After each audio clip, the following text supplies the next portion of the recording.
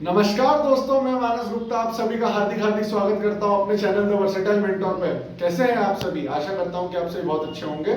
और आज हमारे चैनल के 200 सब्सक्राइबर पूरे हो गए हैं। इस चीज के लिए मैं आप सभी का बहुत बहुत धन्यवाद देना चाहूंगा कि आप सभी ने मिलकर हमें 200 सब्सक्राइबर तक पहुंचाया। ऐसे ही हमें प्यार देते रहिए, हमारी वीडियोस आती रहेगी। आज की वीडियो एक बहुत ही इंपॉर्टेंट टॉपिक पे बनाने जा रहा हूं मैं, जिसका की शीर्षक है, जिसका टॉपिक है analysis of mock test. Mock test को कैसे एनालिसिस करते हैं। ज्यादातर बच्चे टेस्ट देने के बाद, उसके मार्क्स देखने के बाद अपनी सीट से उठकर चले जाते हैं, लेकिन हमें ये कभी नहीं करना चाहिए। आपको शायद ये बात नहीं पता होगी कि मॉक टेस्ट देने से ज्यादा उसका एनालिसिस करने में समय लगता है, और उसका जो एनालिसिस होता है वो बहुत ज्यादा इंपॉर्टेंट होता है। बच्चे इस चीज को करते हैं इग्नोर, जो कि बाद में उन्हें पेपर के दिन याद आता है कि ये क्वेश्चन तो मैंने मॉक टेस्ट में देखा था, मुझसे ये तब भी नहीं बना था और मैंने इसे इग्नोर किया था। तो आइए हम जानते हैं कि कैसे एक मॉक टेस्ट को एनालिसिस करते हैं। सबसे पहले अगर हम सब्जेक्ट वाइज बात करें, आपने अगर कोई मॉक टेस्ट दिया है, चाहे वो टेक्स्ट बुक का दिया हो, चाहे ग्रेड अप का दिया हो, चाहे सुपर मॉक दिया हो, कोई सा भी टेस्ट आप देते हैं, उस टेस्ट को देने के बाद आप कोशिश करें कि कभी भी ब्रेक ना लें। क्योंकि अगर आप सोचते हैं कि मैं 1 घंटे बाद एनालिसिस कर लूंगा या शाम को एनालिसिस कर लूंगा, तो उसमें आप उतने अच्छे से माइंड में चीजें रिटेन नहीं कर पाएंगे जितना अच्छे से आप टेस्ट के जस्ट बाद एनालिसिस करने से रिटेन कर पाएंगे। तो सबसे पहली चीज जो आपको करना है वो ये करना है कि मॉक टेस्ट एनालिसिस पेपर के जस्ट बाद करना चाहिए। अपने आप को 5 मिनट का रेस्ट दें और उसके बाद फिर मॉक टेस्ट के एनालिसिस में लग जाएं।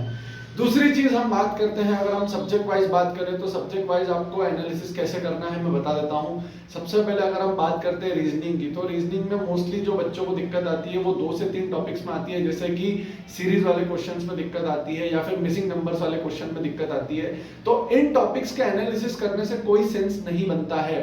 इसका रीजन ये है कि अगर मान लीजिए वो पर्टिकुलर लॉजिक आपका उस टाइम पे क्लिक हो जाता है तो वो क्वेश्चन आपसे बनेगा, नहीं तो आप चाहे कितनी भी कोशिश कर लीजिए वो क्वेश्चन आपसे नहीं बनेगा। तो हम क्या करें, एनालिसिस करते वक्त उस क्वेश्चन का सोल्यूशन ध्यान रखिए, अपने माइंड में रिटेन करने की कोशिश कीजिए। इसके अलावा मैक्सिमम क्वेश्चंस इन चीजों के प्रैक्टिस कीजिए, जैसे कि सीरीज, मिसिंग नंबर्स, ऐसे 2-3 टॉपिक्स हैं जो आपको बार बार दिक्कत करते हैं। इनको आप maximum number of questions practice कीजिए। प्रीवियस ईयर के 500 क्वेश्चंस, 800 क्वेश्चंस कोशिश कीजिए इनको सॉल्व करने की। इनके अंदर जो लॉजिक्स हैं उनको बार बार कोशिश कीजिए। इससे क्या होगा कि आप जब क्वेश्चन को देखेंगे तो आपके माइंड में ऑटोमेटिक, जो सबकॉन्शियस माइंड में जितने लॉजिक्स फिट हैं, वो सारे लॉजिक्स एक करके आप उन क्वेश्चंस पे लगा पाएंगे। तो ये तो हुई दोस्तों रीजनिंग की बात। रीजनिंग में अगर कोई क्वेश्चन आपको ऐसा लगता है जो याद करने वाला है, जैसे कि lizard is related to amphibian reptile, जो भी होता है, ऐसा अगर कोई क्वेश्चन आ रहा है जिसमें कुछ नया आया है कि वन वर्ड आ गया, मान लीजिए कि फ्लोरिस्ट क्या होता है, तो ऐसी चीज को आप एक अपनी नई अलग कॉपी में नोट कीजिए, जिसको आप नाम देंगे मॉक टेस्ट एनालिसिस कॉपी। ये कॉपी हमारे बहुत काम आने वाली है, तो इस कॉपी में आप वो चीज डालेंगे। सेकंड सब्जेक्ट में हम आते हैं जिसका नाम है इंग्लिश। दोस्तों देखिए, इंग्लिश बहुत ही इजी आ रहा है, लेकिन धीरे धीरे देखा जा रहा है कि इंग्लिश का लेवल पे एसएससी उठा रहा है। अभी रिसेंटली एसएससी 2021 सीएचएसएल का जो पेपर ऑन गोइंग है, जो अभी चल रहा है, जब मैं वीडियो शूट कर रहा हूँ उस टाइम पे, तो आप देखेंगे उसमें इंग्लिश का लेवल उठा हुआ है। तो इंग्लिश में ऐसा क्या नया आ रहा है, आप जब मॉक टेस्ट देते होंगे तो आप देख रहे होंगे कि नई वोकैबुलरी आ रही है। तो मैं ये आपको पहले भी वोकैबुलरी की वीडियो में बता चुका हूँ कि आपको अलग से एक कॉपी बनाना है जिसमें कि मॉक टेस्ट के एनालिसिस की वोकैबुलरी आपको ऐड करना है। इसके अलावा अगर ग्रामर का कोई एरर, सेंटेंस इंप्रूवमेंट या फिलअप क्वेश्चन आप देखते हैं जो कि नया आया है, कोई नया रूल आपको मिला है, उसको भी अपनी एक सेपरेट कॉपी में नोट कीजिए। ये जितनी भी कॉपीज आप बना रहे हैं, इनका रिवीजन बहुत ज्यादा इंपॉर्टेंट है, इनको आपको मल्टीपल टाइम्स रिवाइज करना है। अब हम बात करते हैं तीसरा सबसे इंपॉर्टेंट सब्जेक्ट, जो कि होता है मैथ्स। मैथ्स का क्या करें। मैथ्स में अगर आप थोड़ा बहुत बेसिक जानते हैं, आपने सिलेबस कंप्लीट किया है, ऑब्वियसली तभी आप मॉक अटेम्प्ट कर रहे हैं, तो सिलेबस अटेम्प्ट कंप्लीट करने के बाद दिक्कत आपके साथ ये हो रही है कि 20-22 क्वेश्चन करने के बाद बचे हुए 3 क्वेश्चन आप नहीं कर पा रहे हैं, हर टेस्ट में आपको वही दिक्कत आ रही है। तो इसका रीजन यही है कि आप एनालिसिस में पर्टिकुलर किसी टॉपिक को नेग्लेक्ट कर रहे हैं, इग्नोर कर रहे हैं। याद रखिए दोस्तों, ये पर्टिकुलर टॉपिक एग्जाम में आपको इग्नोर कर देगा। मैंने बहुत लोगों को देखा है जिनसे कि पर्टिकुलर एक, जैसे मेंसुरेशन का कोई क्वेश्चन है, वो उनसे हर टेस्ट में नहीं बनता है, वो उसका एनालिसिस नहीं करते हैं, और बाद में मेरे एग्जाम में जाकर उन्हें रिग्रेट होता है कि काश अगर मैंने मेंसुरेशन अच्छे से कर लिया होता तो मुझसे ये चीज बन जाती। तो सबसे पहली चीज, जब मैथ्स को सब्जेक्ट वाइज एनालिसिस करोगे तो उसमें देखो कि पिछले 4 मॉक्स में कौन सा पर्टिकुलर टॉपिक है जिसके क्वेश्चन आपने स्किप किए हैं या गलत हुए हैं या आपसे नहीं बने हैं। उस टॉपिक के आपको कम से कम 200, 300, 400, 500 सवाल लगाना है, उससे वो टॉपिक आपका बहुत मजबूत हो जाएगा। ट्रस्ट मी गाइस, प्रैक्टिस सबसे सब कुछ होता है। आपको उस टॉपिक की पर्टिकुलरली बहुत ज्यादा प्रैक्टिस करनी है। दूसरी चीज, अगर कोई ऐसा क्वेश्चन आपको मिलता है जो टॉपिक आपने किया हुआ है, जैसे अलजेब्रा किया, अलजेब्रा का कोई नया क्वेश्चन मिला है जिसमें कुछ नया फॉर्मूला लगा है, जैसे a cube plus b cube bracket में a square plus b square, इसका कुछ नया उन्होंने फॉर्मूला लगाया है, तो इसको भी आप एक सेपरेट कॉपी में जरूर नोट कीजिए और इस कॉपी को हम बार बार रिवाइज करेंगे।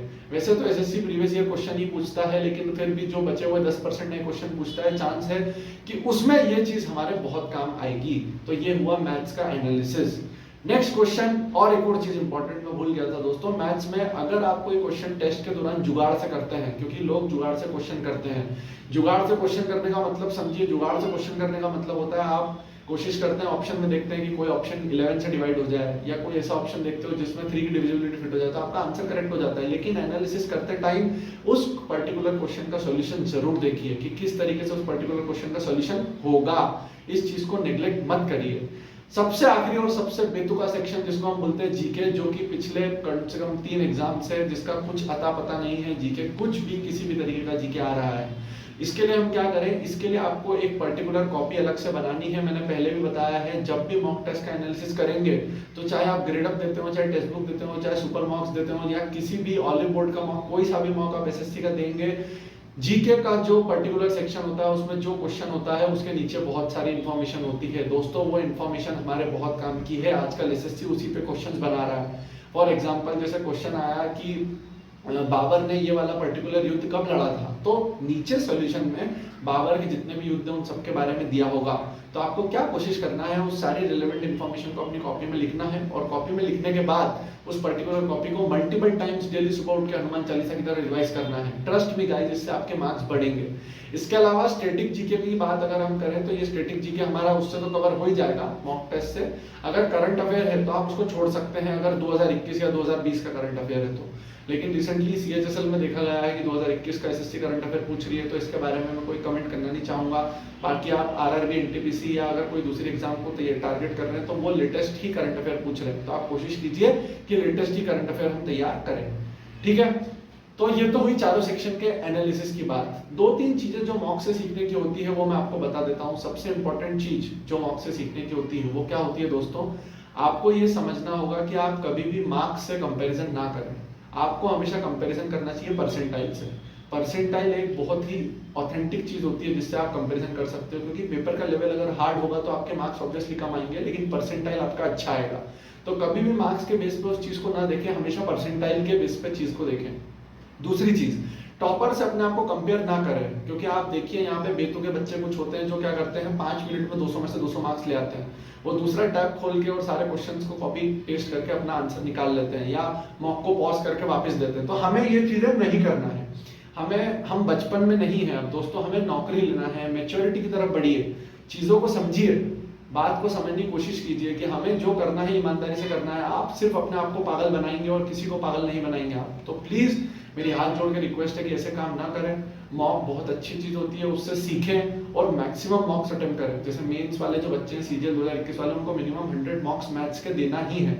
अपने दिमाग में इस चीज को बिठा लीजिए, 100 मॉक्स आपको देना ही है मिनिमम। कोशिश कीजिए कि आज से 1 मॉक देना चालू करें आप, अगर आपकी तैयारी एक लेवल तक है तो। अगर नहीं है तो आप कम देंगे, ऑब्वियसली आपको पहले अपना सिलेबस कंप्लीट करना है। तो दोस्तों आज के लिए इतना ही। ये था एक इंपॉर्टेंट वीडियो मॉक के एनालिसिस और मॉक के बारे में। अगर आपको कुछ और भी वीडियो चाहिए तो प्लीज कमेंट करें और लाइक शेयर सब्सक्राइब करते रहें। जल्द से जल्द हमें 1000 सब्सक्राइबर पूरे करने में मदद करें, जैसे ही हम धीरे धीरे आगे बढ़ते रहेंगे। So thank you so much guys, thank you so much, bye.